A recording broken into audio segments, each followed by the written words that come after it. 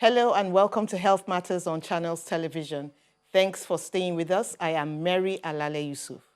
Several studies show a link between low vitamin D levels and viral infections, and a few show an association between low vitamin D levels and infection, as well as death from COVID-19. The vitamin can be obtained from exposure to ultraviolet rays from the sun. We'll be looking at the role of vitamin D today. Let's look at some of our figures. On the morning of June the 6th, over 6.7 million people had contracted COVID-19.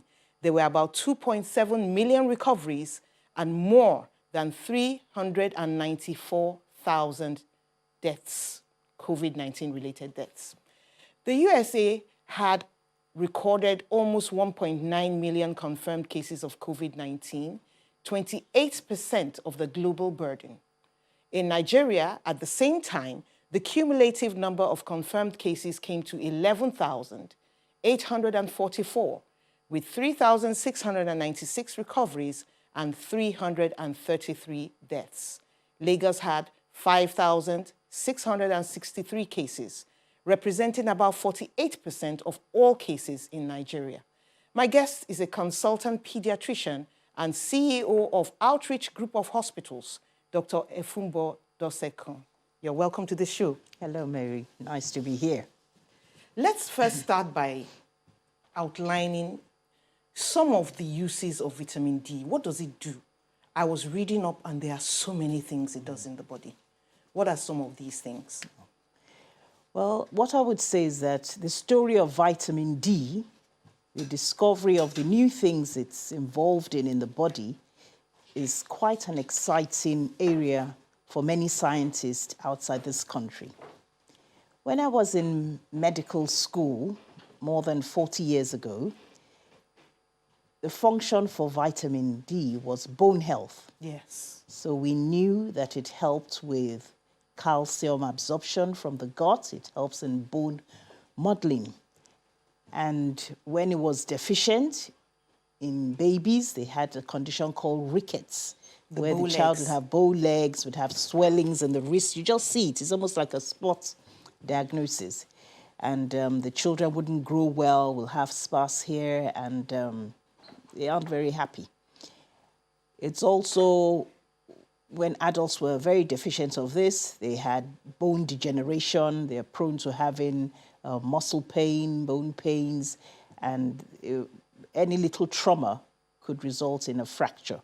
Okay, brittle bones too. Yes, and then also in elderly people, you could see some of them, their posture, the bones almost like melt before as they grow. And you see, I'm sure you can remember some elderly people with bent backs. We always said they got shorter as they got older. Yes. So there was a lot of vitamin D deficiency. Okay, so patients with COVID-19, I mean, this we is haven't finished about the vitamin D I know there's functions. Lots of it. We were talking about the what old knowledge. Okay. So, but there's a lot of new knowledge now, and we found that they have vitamin D receptors in so many different areas of the body, from the brain to the gut to the respiratory epithelium, throughout from your nose down to your lungs. And so people started saying, look, so if there's a problem with deficiency, it's definitely going to affect some function, some processes, biochemical, where the receptors are. And there's now been, so a lot of research has been done trying to find out if there's an association. Okay. And it's been associated with immune, it plays a big role. They found out that it does play a big role in maintaining your immune health. That means how charged your defense cells are can be quite dependent on your vitamin D levels. And these are modern discoveries? Yes, these are fairly recent. At least wasn't there when I was in school. We found that vitamin D has some role with your mood. Oh, and so people who have depression, yes. Okay. So there's a condition called seasonal affective disorder. Vitamin D has been linked, like you said, the word is linked. There's no causation yet with some chronic neurological problems like multiple sclerosis, and rarer forms of neurological problems that weren't actually in the Nigerian seen before, but we are gradually seeing it. And I think those are the main areas. I even read that vitamin D is good for balance. Well, that might have to do with the brain function, yes, with the nervous system. A lot of things there. So there's a lot of... But people actually found that those who had COVID-19 and also people who died from COVID-19 had really low levels of vitamin D. Yes. They were at deficiency levels.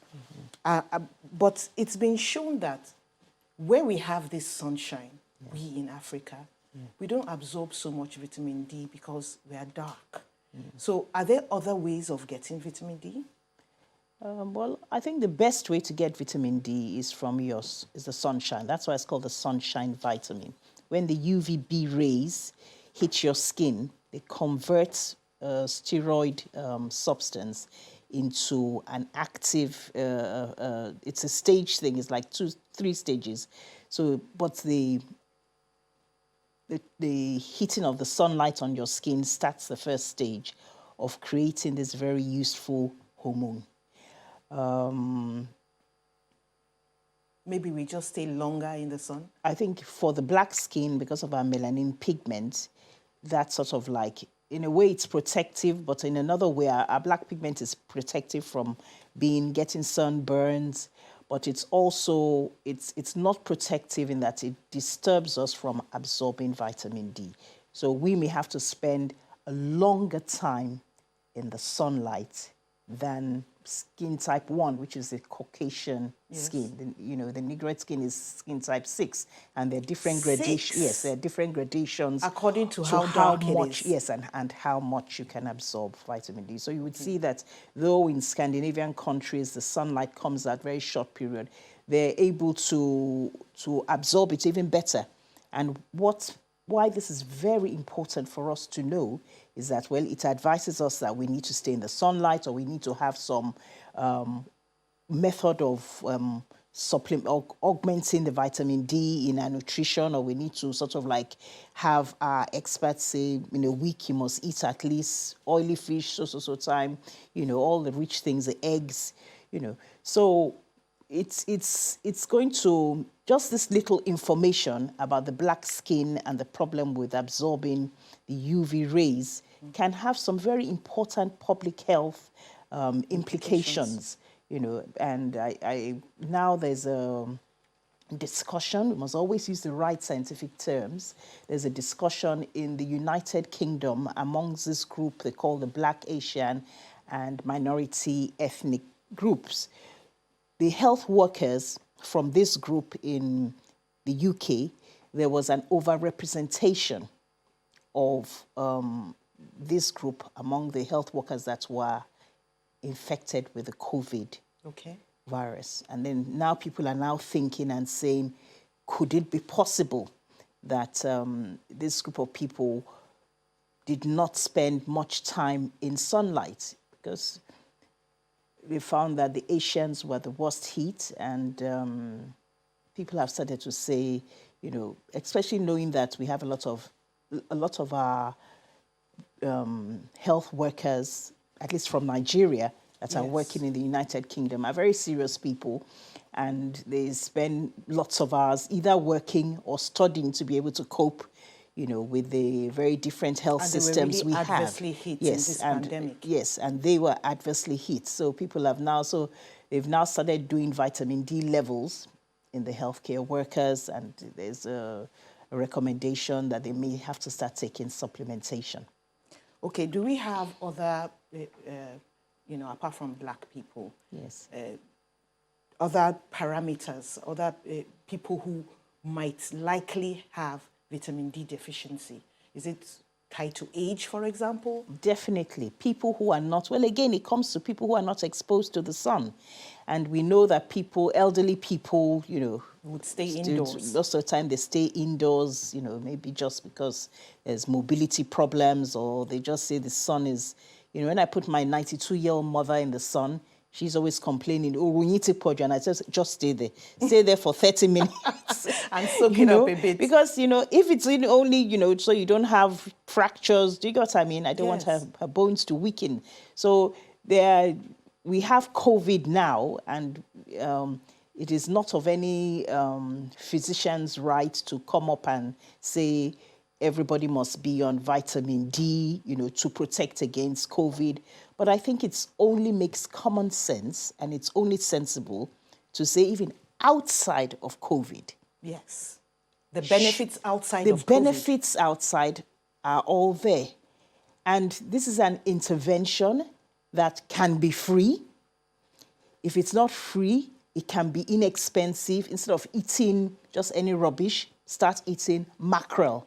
Mackerel is still relatively inexpensive. And has vitamin D. It's a high source of vitamin D. Eggs, So in the end, our government has to take a stance. It has to take a stance not only because of the linkage with COVID, but because even before COVID, we should be talking about improving the health of the Nigerian people. It's an assertion, it's something that must happen. And any intervention that we think will be helpful, we should go for it. We should go for it. I took the liberty of making a chart.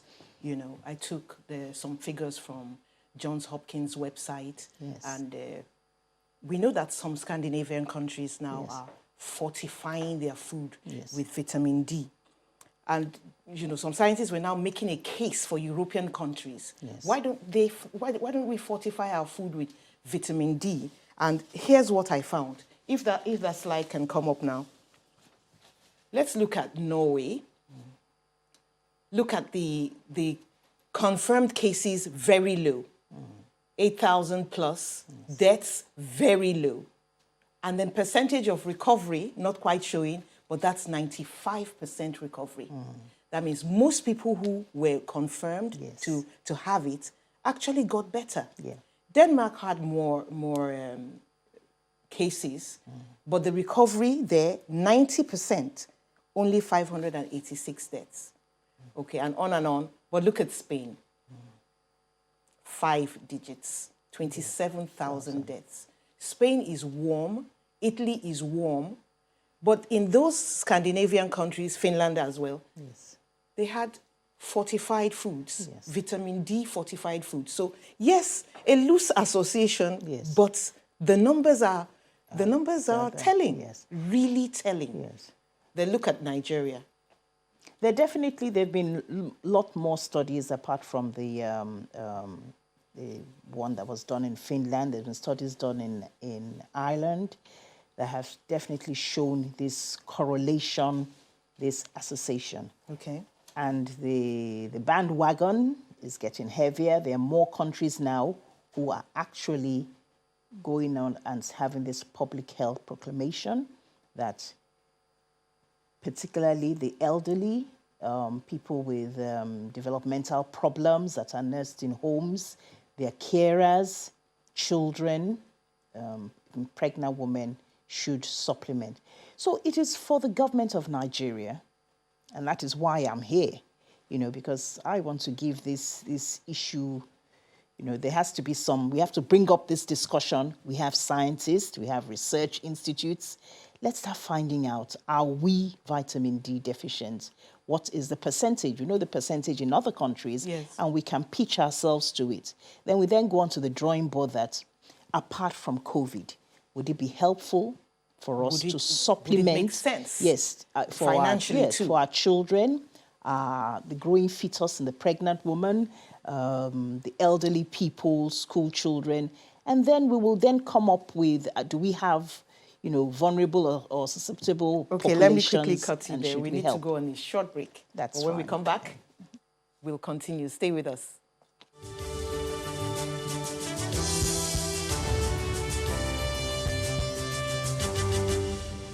Welcome back. We're talking about COVID-19. There are so many sides to this disease. And today we're looking at a loose association between vitamin D and COVID-19.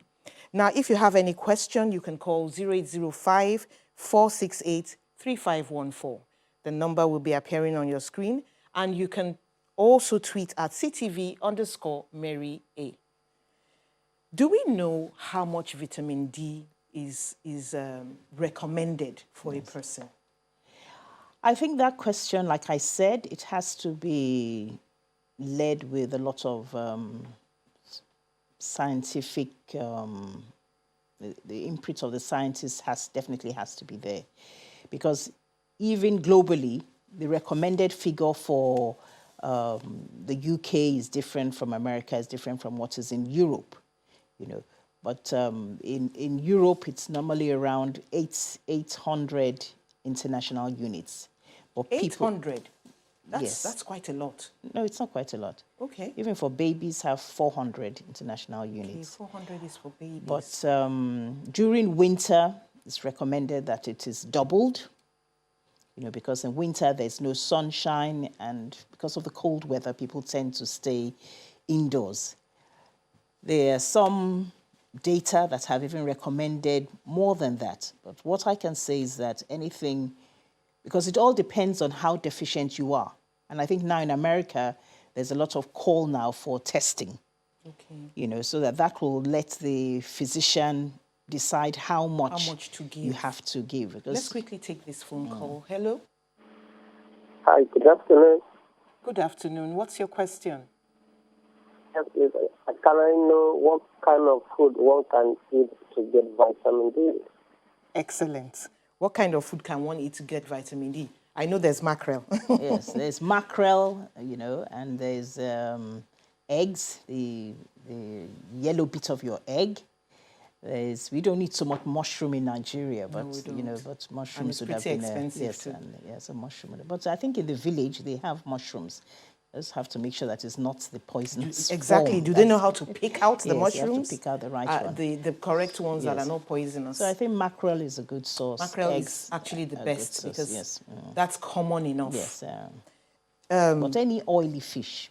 Oily fish. Any oily fish. But I always mention mackerel, sardines, because they are not so expensive, you know. So because we mustn't mention what is out of reach to the majority of our population. Yes, that's right. Especially since we're in times of But if recession. one can afford it, are there vitamin D tablets that they can buy? Yes, they do that. The pharmaceutical world, you know, can assist with that. I don't know if they manufacture it in Nigeria, Okay. but they are vitamin D tablets. Is it present in breast milk? It is, but the level is low. In artificial milk, there's more, you know, but that's why the mother has to make sure that during pregnancy she takes on some oily fish. She does have this mackerel or any oily fish at least twice or thrice a week, you know, because it's what is in you produce in your breast that you milk. give to the baby. So if you have poor nutrition, your breast milk is going to have poor quality. Well, many countries now advocate vitamin drops as soon as the baby is born. In the Middle East, in the UK, it's all part of their primary care intervention. Should they also take their babies, newborn babies, into the sunshine? Is that recommended? Yes, I think it's nice to have your babies have some sunshine because that's the best form of Our getting mothers vitamin always D. told us about early morning sunshine. And we're like, you know, early morning sunshine, afternoon sunshine, what does it mean? But now that you're talking, It would help. It's making a lot of sense. And encourage children to play around in the sun, you know, morning or afternoon.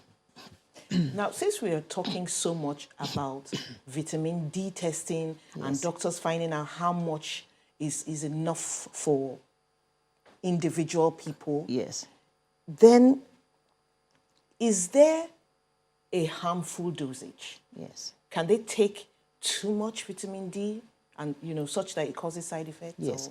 Or? You see, we've got to be very careful, and that's why no physician or no scientist can come out and, you know, be very assertive about the levels, because we don't want to create a situation where people are overdosing themselves with vitamin D, because it will raise your calcium levels, and that can have a deleterious effect on your arteries, on your kidneys. Okay. So we have to be very careful, you know, and that's why some people say the maximum amount is 4,000 units. We should try not to go beyond that, above that every day. But, you know, if you have very, very low levels, which many Nigerians in the upper echelon of society, because they don't go out. Because they don't go out. They sit behind desks. They are in their air-conditioned room to air-conditioned car to air-conditioned house, so I mean office. Let's quickly So take then, this call. okay. Sorry to cut you there. That's all right. Hello.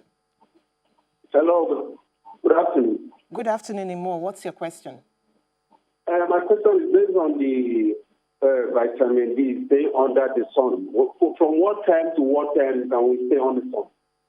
Okay, I think I'll modify it a bit. What's the best time to go into the sun and for how long? I think the afternoon is the best time. I know there's a lot of talking about early morning sun, but I think you get the maximum effect in the afternoon, the early afternoon. And for how long? 30 minutes. 30 minutes every day, Yes. afternoon Because sunshine. we have the black skin, So we have to stay a bit A bit longer than those with fairer I mean, the skin. Finnish people, I'm sure the Scandinavian would spend 10 to 15 minutes, when they're lucky enough to have the sun. We are so lucky in Africa. So lucky. And we mustn't, we always neglect what is free. To maintain our health, there are so many things the Creator has given us that are completely free. You must drink water. You must try not to be depressed. Try to be happy. You must learn how to breathe properly. Most people don't know how to breathe properly. You must stay in the sun. Do some exercise. Yes, you must exercise. If you don't like formal exercise, just dance. But I like that. Yes, move your body, and do all that these easily. things don't need, have good relationships, be organized so you're not so stressed. We don't need money for all these things, and we'll end up having a healthier population. Is fortifying food with vitamin D, is it so expensive? Because I noticed that you're not leaning too much in that direction. Because it has to be organized. That approach has to be one that has to be organized with the agricultural department, manufacturers, the scientists. But I think it's a very useful thing. If it has helped the Scandinavian countries to up their vitamin D levels, in spite of the fact that more than half the year they don't have the sun, I think it's a very good thing. And we must stop all this notion of thinking that, in Africa, the sun is always there. Because the exposure to the sun is not as much as it used to be, where we've now changed as a society. Yes. We're not, agrarian, always in the sun, in the farms and all. It's a very changed society, and people's habits have also changed. And so, I think it's a very good thing, but it has to be led by government and with a lot of advice from countries who have gone that way. But I think already now we have some cereals that are fortified, milk that is fortified. Oh yes, but milk. But I just like to think of what we can do, and I mean, how many people can afford cereals? Do you get what I mean? So let's look for what is in our environment that is inexpensive or is free. And readily available. Yes. So thank you so much, Doctor, for coming to the show. It's my pleasure. That was a wonderful talk. Thank you. You can call any of these numbers if you have a fever or you know someone who has a fever or COVID-19 symptoms. The doctors will pick up and come and get you if you need to be attended to. Also, please go to www.channelcv.com/podcasts.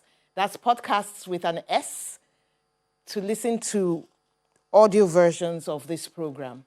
If you're on the move, you can listen, or if you just want to listen in again for the second, third time, go to podcasts. Thank you so much for being there. Have a wonderful day. I am Mary Alale Yusuf.